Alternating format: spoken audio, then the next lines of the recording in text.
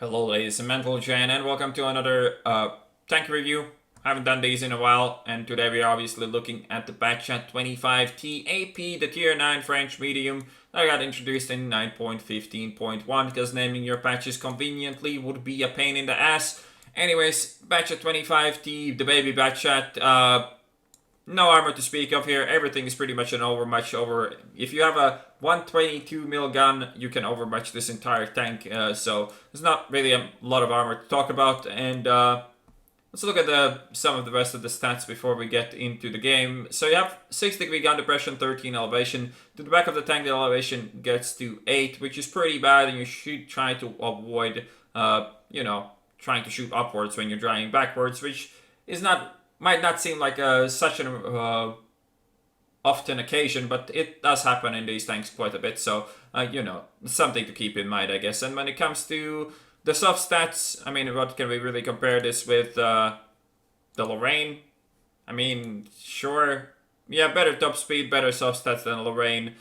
Slightly worse power to weight, but this tank is definitely faster, and the size factor counts for a lot as well. But let's talk about that in replay, and let's.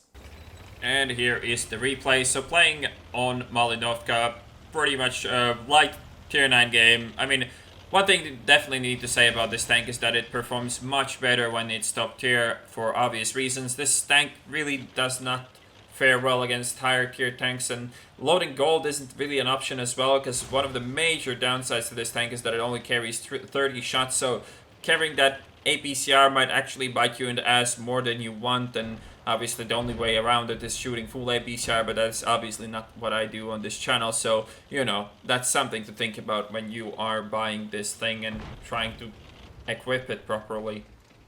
Going for the early damage here, a new replay feature added by Wargaming is that you actually can't see outlines in replays anymore pretty much any of the time, so sorry about that, but I can't really do much about it. I hope you can still enjoy the replay in its current form, but hopefully this is gonna get fixed at some point. Going for the early spotting from this bush, we did get to shoot the 50-100 and the Batchat as well, and they did lose quite a lot of health without really, doing too much. So that was a good start for us. But anyways, let's talk about the stats of the Batchat real quick while we have the time. So you have 1600 health, 380 disappointing view range, top speed forwards 65, backwards 20, power to weight 21.93, tank traverse 44, gun depression elevation we already talked about. And when it comes to the gun, 1841 DPM, really bad even compared to the Lorraine. Lorraine got 1500 more DPM, damage per shot 300, penetration 232. Clip size obviously 6 shots, and the in between shot reload is 2.73 seconds, which is the same as it was on the Lorraine. Aiming time 2.5, accuracy 0.36, and the soft stats are overall just slightly better than they were on the Lorraine. Got a pretty good punish on this light tank, but he's gonna live there for quite a while, I imagine, as I do not have enough ammo to finish him off.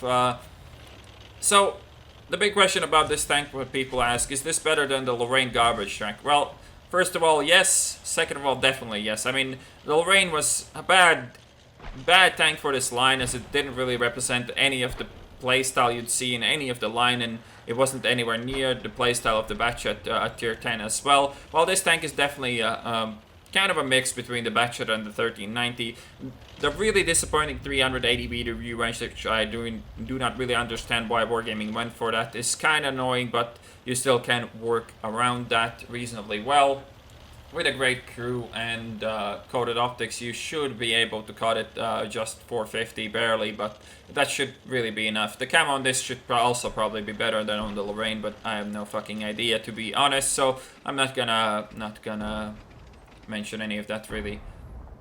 So if this tank is better than Lorraine, is this tank better than the Skoda T50, or can it even compete with the Skoda? Well, the simple answer to that is no, it cannot. The Skoda is just flat out better. Not having this 6-shot autoloader helps the Skoda insanely, as you're not stuck with having this huge ass magazine that you need to kind of empty every time you've loaded, because otherwise you're just gonna regret your life decisions and do no damage. While with the Skoda, you shoot 3 times, fuck off, shoot 3 more, and the reload is really manageable comparing to this one. But there is good news. This tank definitely has its role now. Well, it has a role that you can do much better than you could with a Lorraine, and that is the hit and run kind of playstyle where you just run in, shoot something 6 times and run out. I mean, it's not a fast autoloader to empty, but still, if you manage to flank something that is already busy, you can do a lot of damage with this thing, and it is small. You're not really gonna get shot from the other side of the map by some wankers that are camping all that much anymore. The Lorraine was really prone to that, and you didn't really want to go for those aggressive plays in the Lorraine, but in this thing you definitely can, and definitely works reasonably well as well. Another thing this tank can do reasonably well is you can follow around your tier 10 batchet and just make a wolf pack with that, which also works reasonably well. You're equally fast, you have slightly worse reload, but it's just slightly, so this thing can manage to keep up with batchets rather well. Yeah, pretty shitty trade for me. I mean, it wasn't that shitty, it's just that I got ammo wrecked, which is really unfortunate, so we have to spend our repair kit there. We definitely don't want to have more than 45-second reload on this clip, which is already bad enough to be real.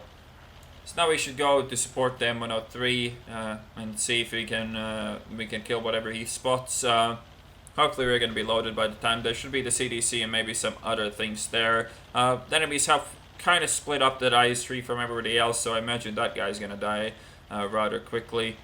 And there's also an ISU and another IS-3 on the enemy side as well. So there we go. There's the spotting.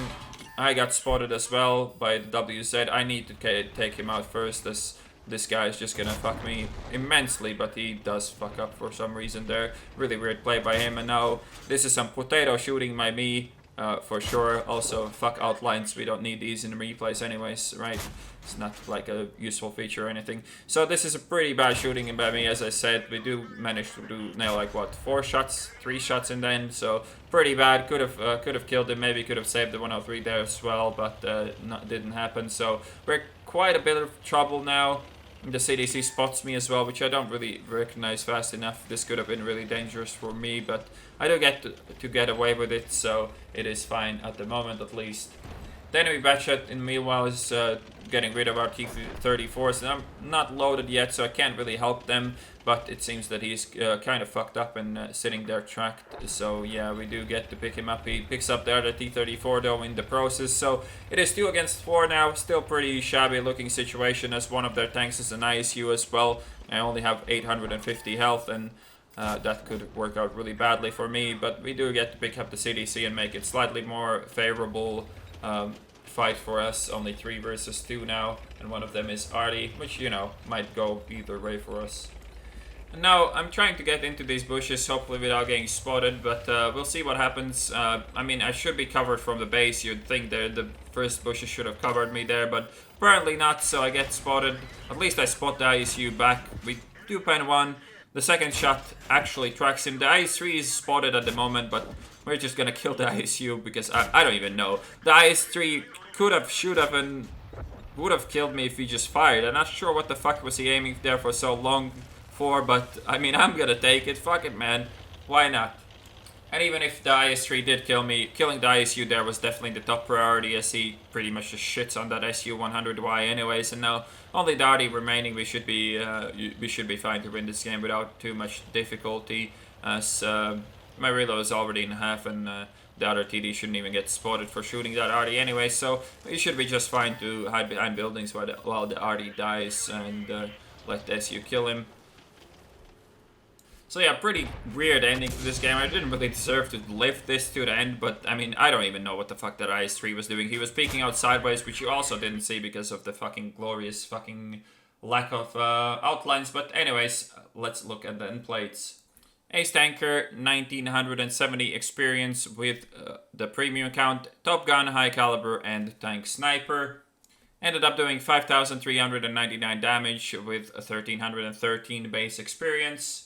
So pretty solid game in the batchet. We did get to snipe quite a bit, and we did hit our shots mostly as well, which is kind of a nice thing, as this gun is not all that reliable, especially when you have to worry about penetrating what you're shooting at as well, which wasn't really an issue in this game, as we are quite the top tier.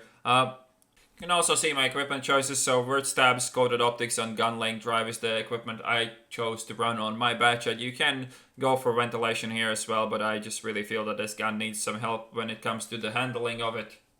But overall, this tank definitely is an improvement over the Lorraine and, well, Lorraine garbage truck and everything that tank stood for. Definitely a nice transition between the 3090 and the Batchat, where you actually get a tank with a decent gun. Really disappointing that they didn't give this 400 meter view range, but you can still deal with a 380. I just don't see the reason why not. And is this tank as good as the Skoda's? Not really, no. So that's even more weird to me. Why didn't they give this thing more view range? But anyways, it's a pretty decent tank.